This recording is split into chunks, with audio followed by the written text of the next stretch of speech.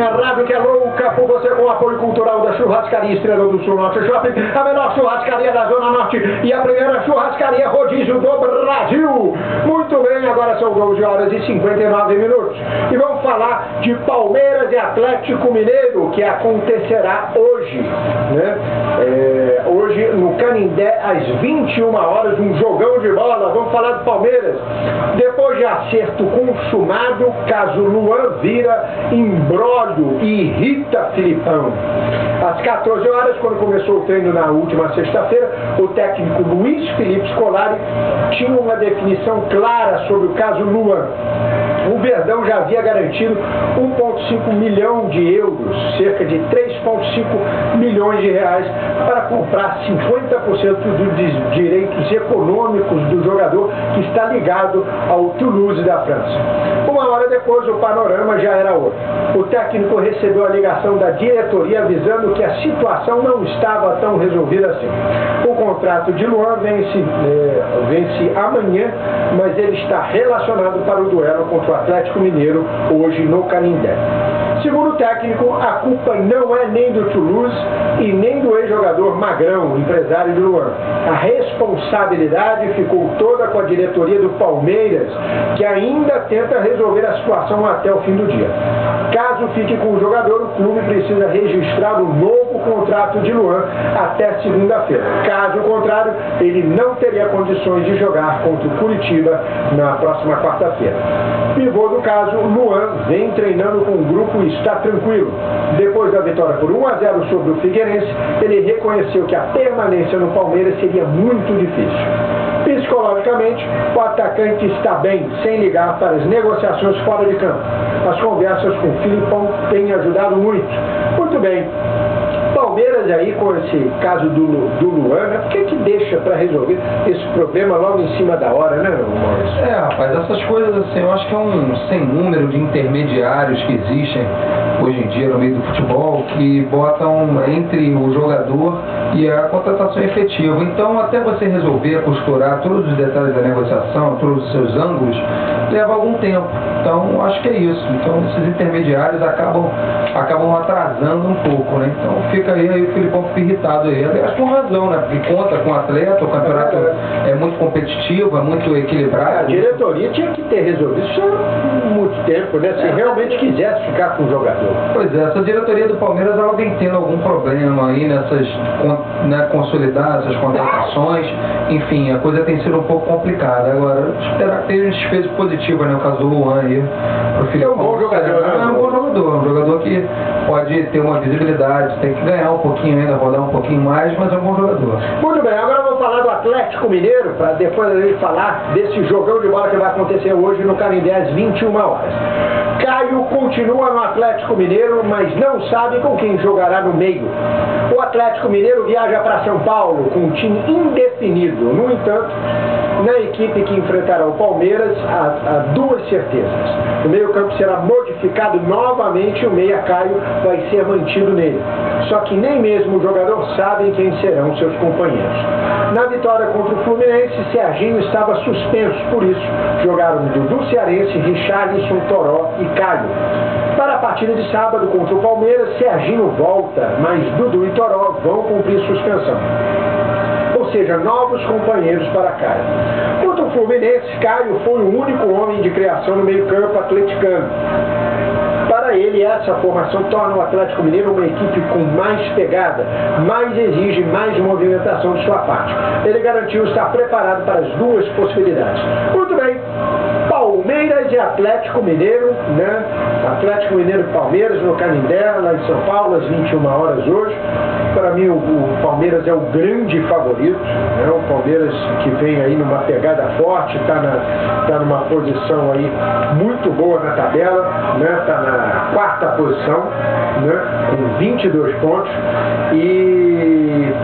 Enfim, é o grande favorito, né? Não tem nem o que falar. E o Atlético Mineiro, eu não consigo entender, Maurício, que é um time individualmente, não é um time ruim.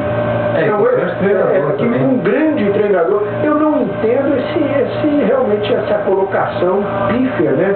Na 13ª colocação com 14 pontos, que está até se recuperando, vai aos trancos e barrancos, vai fugindo aí do rebaixamento. Mas você vê que é um time que não, se chegar na Sul-Americana, vai ser já um grande presente aí desse ano aí para o Atlético Mineiro. O Atlético está fazendo uma campanha, sem sombra de dúvida, aí abaixo das expectativas geradas aí em torno até do grupo formado pelo Dorival Júnior, né? Contratou o Guilherme, que é um centroavante muito bom, do Cearense, né? Um time que tinha mais Richarlison, Toró, é um time que tinha mais elementos para ter uma postura mais consistente na competição. Agora não tem brilhado, não tem logrado muito êxito nisso, e é um confronto difícil com o Palmeiras, ali no grupo do G4, Palmeiras que também com algumas alternâncias, mas acima de tudo fazendo um campeonato bom. Eu acho o Palmeiras com dificuldades emocionais, acho que o Filipão ele insufla demais os caras e ele não mantém um padrão de serenidade na equipe não. Então, dentro desse diapasão aí, tudo pode acontecer. É um jogo até viril, eu acredito num jogo viril, porque o Atlético é um time que marca forte e o Palmeiras é um time com signo do seu treinador, né, que é de força, um jogo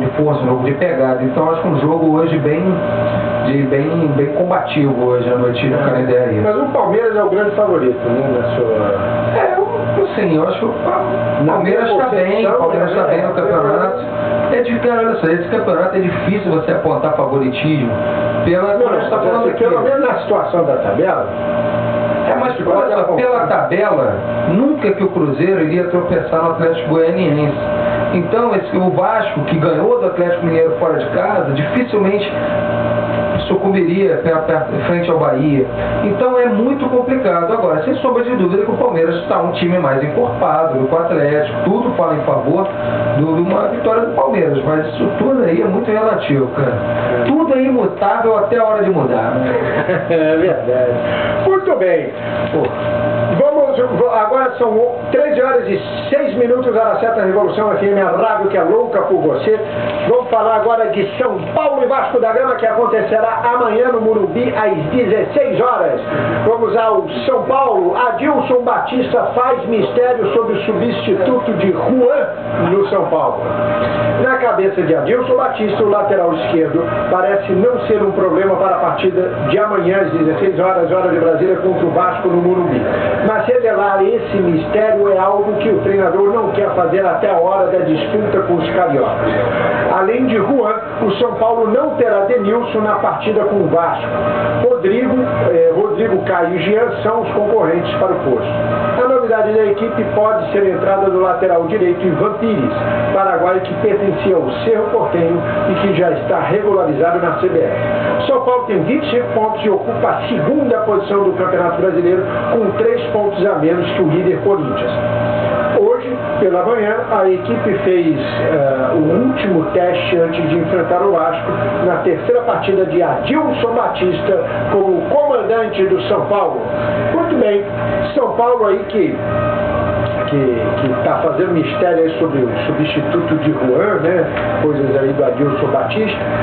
E o São Paulo vem bem, né? Ele tem aí o Lucas, aí a volta do Lucas. E o Luiz Fabiano, ele realmente vai, soube da notícia que ele vai demorar um mês ainda para voltar em campo, né? Realmente o problema foi sério, né? No joelho dele.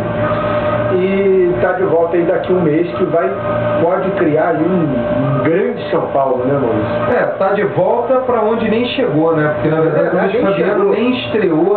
Assim, né? Como o Imperador. Assim como o Imperador, mas o Imperador até uma fatalidade ali, né? Ele se contundiu ali, acho que botaram ele para treinar precipitadamente. Agora o Luiz Fabiano ele veio realmente já numa condição atlética bem precária para o São Paulo. E agora, é um jogador que em forma, em condições de atuar, os 90 minutos, é um reforço para qualquer time, qualquer seleção. O Luiz Fabiano é brilhante. Agora, o Adilson aí faz parte do jogo, fazendo algum mistério sobre o substituto do Juan. Esse lateral paraguaio é um lateral de valor, tá? Fez uma grande Copa América, aliás, como todo o grupo paraguaio. Não é nenhum Arce, não. O Arce era um jogador acima da média. O Arce, que aliás é o novo treinador do Paraguai. Mas esse menino que vai jogar é um bom lateral. Tudo leva a crer que ele vai ter esse no São Paulo. Vai falar isso no futebol internacional.